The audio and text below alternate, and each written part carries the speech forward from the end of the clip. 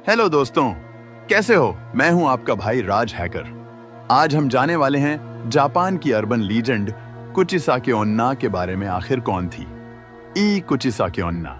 यह इतनी खतरनाक चुड़ैल कैसे बन गई और इसका चेहरा इतनी बुरी तरह से किसने काटा? सारे राज हम खोल देंगे इस वीडियो में। वीडियो को लाइक कर देना, चैनल को सब्सक्राइब भी कर देना।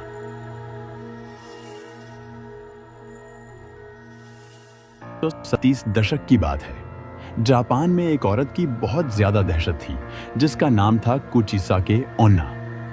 यह अपने चेहरे पर सर्जिकल मास्क लगाकर घूमती थी क्योंकि इसका सहेरा कटा हुआ था, जैसे किसी ने तलवार से इसके मुंह के 2 टुकड़े कर दिए हों। यह औरत सुल्तान इलाकों में बच्चों को अपना शिकार बनाती थी। शिकार को पकड़कर पूछती थी, क्या मैं खूबसूरत हूं? और इस जवाब मिलता था कि नहीं, तुम खूबसूरत नहीं हो, तो उसे कैसी से मार डालती थी। अगर सामने वाला बंदा समझदार है और कहता है कि हाँ आप खूबसूरत हो, फिर कुचिसाकी ओन्ना मांस उतारकर अपना डरावना चेहरा दिखाई थी और फिर से पूछती थी, अब बोलो, अभी मैं खूबसूरत लगती हूं। उसका खतरनाक रूप देखकर कौन कहेगा यह खूबसूरत है, और जैसे ही कोई कहेगा कि नहीं तुम खूबसूरत नहीं हो, तो वहीं पर उसको मार देती थी। लेकिन उसका चेहरा देखने के बाद भी कोई हिम्मत करके कहता था कि हाँ तुम खूबसूरत हो, फिर कुचिसाकी ओन्ना कैसी निकालकर उसे सामने वाला क्या है। बंदे का चेहरा काटकर उसकी तह बदसूरत बना देती थी और वह केसी से किसी का चेहरा काटती थी। उसका इतना खून बह जाता था, उसे बंदे की वहीं पर ही मौत हो जाती थी। 1970 जापान में इस औरत का इतना ज्यादा खौफ था कि लोगों ने अपने बच्चों को बाहर निकालना पूरी तरह से बंद कर दिया था। पर कुछ जापानी लोग बहुत ज्यादा स्मार्ट हैं। जब भी कुचिसाकी ओन्ना इनको पूछती थी, क्या मैं खूबसूरत हूं, यह लोग ना हमें जवाब देते थे या ना हमें जवाब देते थे। यह लोग कहते थे सैम सैम, और कुचिसाकी ओन्ना कंफ्यूज हो जाती थी और यह लोग को भागने का मौका मिलता था। अगर आपका सामना कुचिसाकी ओन्ना से हो जाए तो आप क्या करोगे? मुझे कमेंट में बताना। चलो जानते हैं कि कुचिसाकी ओन्ना इतनी भयानक चुड़ैल कैसे बनी। कुचिसाकी ओन्ना एक बहुत खूबसूरत लड़की थी और उसकी शादी एक जापानी सामुराई से हो गई। लेकिन कुचिसाकी ओन्ना का अफेयर किसी दूसरे बंदे के साथ था। एक दिन समुराई को बात यह पता चल गई। सामुराई ने दोनों को रंगे हाथ पकड़ लिया। उसे समुराई को बहुत बुरा लगा और उसे बंदे को कहा, तुमको मेरी बीवी मिली थी। और उसे बंदे ने कहा, तुम्हारी बीवी है ही खूबसूरत, इसलिए मेरा दिल उस पर आ गया। यह बात सुनकर सामुराई आग बबूला हो गया और उसकी तलवार से कुचिसाकी ओन्ना का सेहरा काट दिया और कहता है, अब तुमको कौन खूबसूरत बोलता है?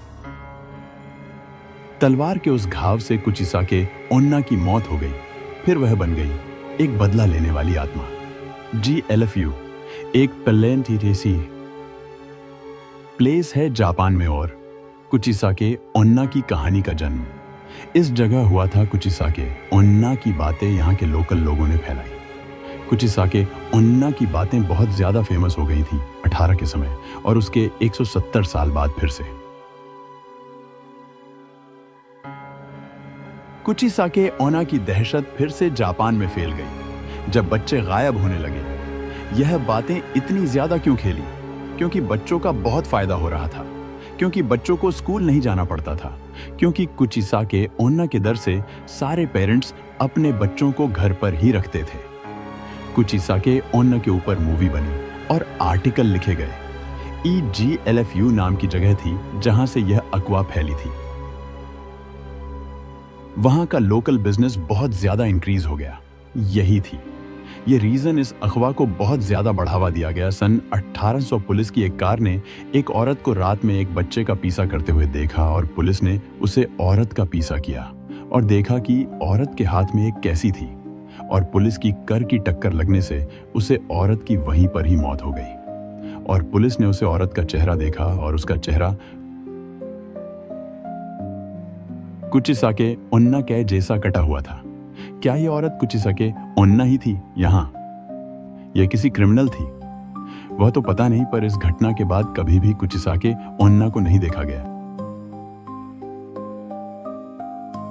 तो हेलो दोस्तों, आपको कुचिसाके ओन्ना के बारे में वीडियो कैसा लगा? अच्छा लगा है वीडियो को लाइक कर देना और हाँ मेरे भाई चैनल को सब्सक्राइब भी कर देना। मैं मिलता हूँ किसी नए वीडियो नए टॉपिक के साथ। Bye bye.